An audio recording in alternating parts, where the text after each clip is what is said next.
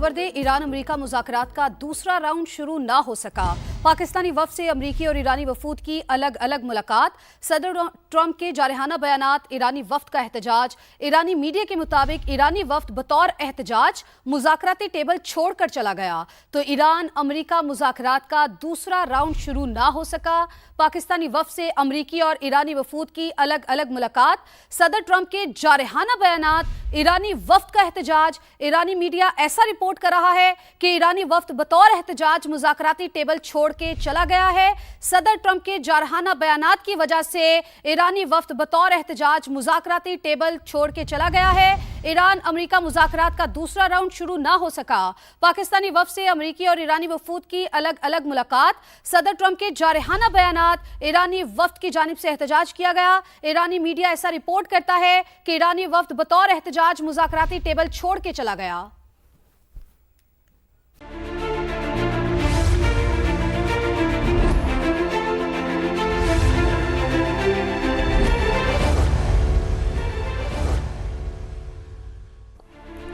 अस्सलाम वालेकुम नाज़रीन, मैं हूँ किरण नाज। आप देख रहे हैं समा की खुसूसी नशरियात इस वक्त जारी है। अमरीका और ईरान के दरमियान मुज़ाकरात जिसकी सालिसी करा है पाकिस्तान और कतर।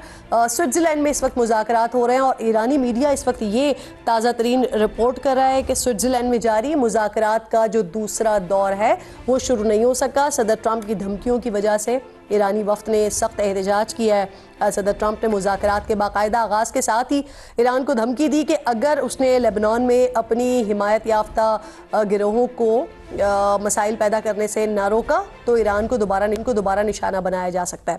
ट्रंप को फिर जवाब दिया गया है बाकर कालीबाफ की जानिब से और उन्होंने कहा है कि हम अमरीकियों की धमकियों पर गौर नहीं करते। क्या वो खुद नहीं सोचते कि उनकी धमकियों का असर होता तो आज वो मायूसी के इस मकाम पर न पहुँचते। अमरीकियों को अपने बयानात से मोहतात रहना चाहिए। हमारी मुसल्लह अफवाज मुख्तलिफ अंदाज में जवाब देने के लिए तैयार हैं, हम अपने अमल से जवाब देते हैं। अरब मीडिया वो भी रिपोर्ट कर रहा है, वो कह रहा है कि इनके मुताबिक पहली नशस्त लबनान के मसले पर थी, जबकि दूसरी नशस्त आपनाए हुर्मुज़ और तीसरी ईरान के जौहरी प्रोग्राम और इस पर आयद पाबंदियों से मुतल्लिक होगी। स्विस शहर जनेवा हमेशा अमन का मरकज़ रहा है।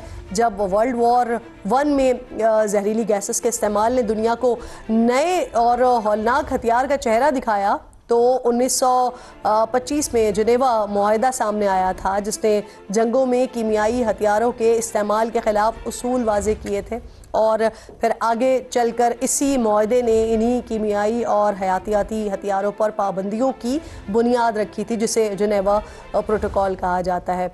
अब जंगों में इंसानियत के तहफ़्फ़ुज़ के उसूल तय करने की बात हो तो यहाँ भी सबसे पहला नाम स्विस शहर जनेवा का ही आता है। दूसरी जंग अज़ीम के बाद अगस्त 1949 में जनेवा के तहत कन्वेंशंस के तहत जंग के दौरान ज़ख्मी फ़ौजियों, जंगी कैदियों और तनाज़ात में घिरे अवाम के तहफ़्फ़ुज़ के लिए क़वाइद और ज़वाबित इससे बड़ा वाज़े किया गया था, जिन्हें आलमी सतह पर आज भी हर कोई आलमी क़वानीन की तरह तस्लीम करता है।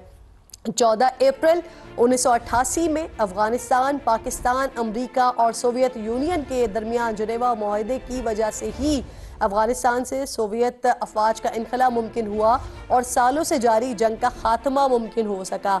अगर अब मैं हालिया तारीख़ की बात करती हूँ तो फिर ईरान और अमरीका आज से चंद साल पहले भी स्विट्ज़रलैंड में मामला तय करने के लिए ही इकट्ठे हुए थे।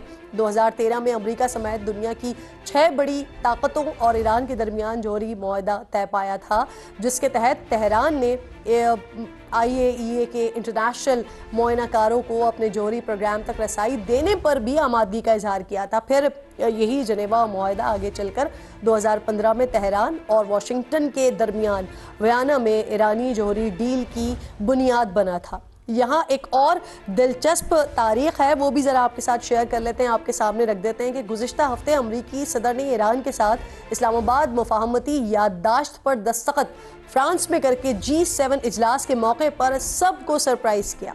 दस्तखत का मकाम फ्रांस का 17वीं सदी का तारीख़ी बादशाही महल था और ये वही महल है जहाँ पहली आलमी जंग के बाद 28 जून 1919 में जर्मनी ने शिकस्त कबूल करते हुए अमेरिका और यूरोपीय इत्तेहाद के साथ अमन मुआहदा किया था और इसे ट्रीटी ऑफ वर्सल्स के नाम से जाना जाता है। इस वक्त अमेरिका के सदर वुडरो विल्सन थे, जबकि 4 दिन पहले 17 जून को ईरान के साथ मुफाहमत की याददाश्त पर दस्तखत अमेरिकी सदर डोनाल्ड ट्रंप ने किए हैं। पहली जंग अजीम के खात्मे के मुआहदे और ईरान अमेरिका मुआहदे पर दस्तखत में कदर जो है वो मुश्तरक बड़ी लड़ाई का खात्मा जून का महीना और फ्रांस का यही जो वर्साई महल है इसका यही मकाम है। इसी डिस्कशन को हम बढ़ाएंगे आगे। वो जर्नलिस्ट, वो सहाफ़ी जो इस वक्त स्विट्ज़रलैंड हैं, वो इस वक्त ये रिपोर्ट कर रहे हैं कि दूसरा जो दौर था जिसका कुछ ही देर में हमारे पास, जब हम इससे पहले डिस्कशन कर रहे थे तो हमारे पास ये इत्तलात आ रही थी कि यहाँ पर जो है वो दूसरा डायलॉग का सीज़न उसका आगाज़ होगा। बट अब कुछ इत्तलात आ रही हैं कि एहतजाज किया है ईरान की जानिब से वहाँ पर, और इस वजह से एहतजाज किया गया है जो अब से कुछ देर पहले फॉक्स न्यूज़ को एक इंटरव्यू दिया डोनाल्ड ट्रंप ने, और फिर वहाँ पर अपना वही धमकियाना उनका जो लहजा है और अब उसी का ही उन्होंने सिलसिला जारी रखा। Air vice marshal retired Sajid Habib साहब डिफेंस एनालिस्ट हैं, साथ मौजूद हैं ट्रांसमिशन में। शुक्रगुजार हूँ आपकी डॉक्टर मिन्हास मजीद खान साहिबा माहिर हैं बैनुल-अक़वामी उमूर की, साथ मौजूद हैं। बहुत शुक्रगुजार हूँ आपकी।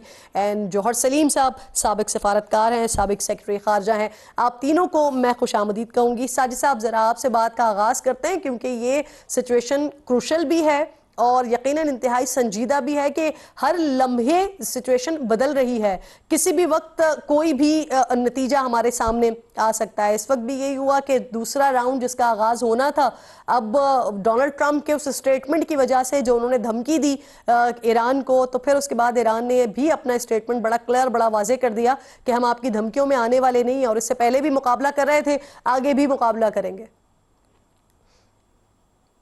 बहुत शुक्रिया, और सब साथियों को भी अस्सलाम वालेकुम। देखिए, ईरान को अब तक समझ आना चाहिए कि ट्रंप की हर स्टेटमेंट को सीरियस नहीं लेना चाहिए। उनकी स्टेटमेंट हर घड़ी बदलती है, हर लम्हा बदलती है। इस वक्त माहौल बना हुआ है, ईरान को मेरे नज़दीक फोकस करना चाहिए कि ये जो 14 पॉइंट्स में से कम 13 पॉइंट्स तो बिल्कुल उसकी फेवर में है, और पूरे अमेरिका में जो ट्रंप की मुखालफत है वो बड़ी शिद्दत से इसके ऊपर हो रही है कि ये तो बिल्कुल सरेंडर है। अमेरिका को घुटनों के बल कर दिया है ट्रंप ने ईरान के सामने। तो ये स्पॉइलर सिर्फ मेरे नज़दीक इस पूरी सिचुएशन में इजराइल नहीं है, वो तो रहेगा, लेकिन ये कई दफ़ा ये बयानबाजियां जो हैं ये भी स्पॉइलर का किरदार अदा करती हैं और ज़्यादा बड़ा स्पॉइलर अदा करती हैं। मैं अभी ज़रा चंद मिनट पहले मैं देख रहा था कि अब खबर आई है कि ईरानी वफद जो है दूसरे राउंड के लिए वो अंदर चला गया है। That's a good sign. मेरे ख्याल में कि जब ये सिलसिला शुरू हो गया तो दोनों साइड्स को चाहिए कि जो बाहर बैठे हुए लोग हैं वो so sorry to interrupt you sir, एक तरफ आप ईरान के लिए तो कह रहे हैं कि ईरान को संजीदा नहीं लेना चाहिए, लेकिन सर अमेरिका के लिए क्या? जब एक तरफ मुज़ाकरात चल रहे हैं, टेबल पर हैं अमेरिका और ईरान, तो डोनाल्ड ट्रंप को ऐसे स्टेटमेंट्स देने की क्या जरूरत है सर? मैं अपनी बात को मैं क्लियर करता हूँ। देखिए, बात यह है कि सबसे, ये मैं एज अ मिलिट्री मैन कह रहा हूँ, सबसे पहले ईरान को इस इल्यूजन में नहीं रहना चाहिए कि उसने मिलिटरीली अमेरिका की जैसी सुपर पावर को डिफीट किया है।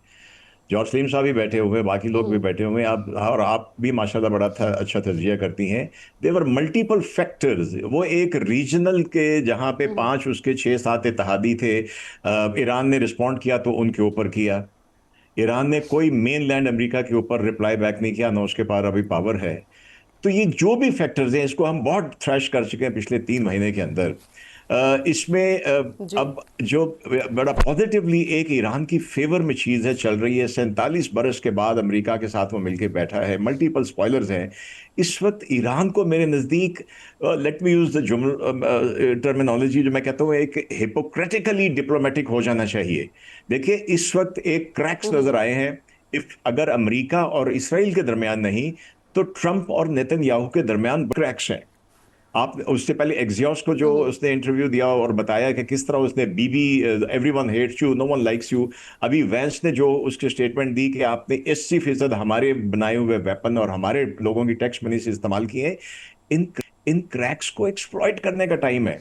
जब आपके दो दुश्मनों और दोनों में लड़ाई फूट पड़ जाए कुछ ना कुछ, तो आपको जो ज्यादा ताकतवर है डिप्लोमेटिकली उसके साथ थोड़ा सा नरम रवैया रखना चाहिए।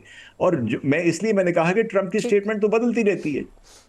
ट्रंप ने एट द सेम जी टाइम, आप बताइए कि जी बीबी के लिए इवन बड़े डर्टी वर्ड चूज किए उसने जो कि मीडिया के ऊपर आए हैं, और बड़े वो उसमें कोई डाउट नहीं है, एक्सजॉस्ट की रिपोर्ट गलत नहीं होती है। जी तो आई जी। थिंक ये टाइम बट है सर इन क्रैक्स को एक्सप्लॉइट करने का। इस पर एक व्यू पॉइंट सर ये भी है ना कि ये भी जो स्टेटमेंट्स डोनाल्ड ट्रंप की तरफ से या इनफैक्ट जेडी वैंस की तरफ से दिए जा रहे हैं बीबी नेतन्याहू के लिए, वो भी क्या पोस्टरिंग है या वाकई इस तरह के स्टेटमेंट्स और इसी तरह की राय अब उनकी कायम हो चुकी है?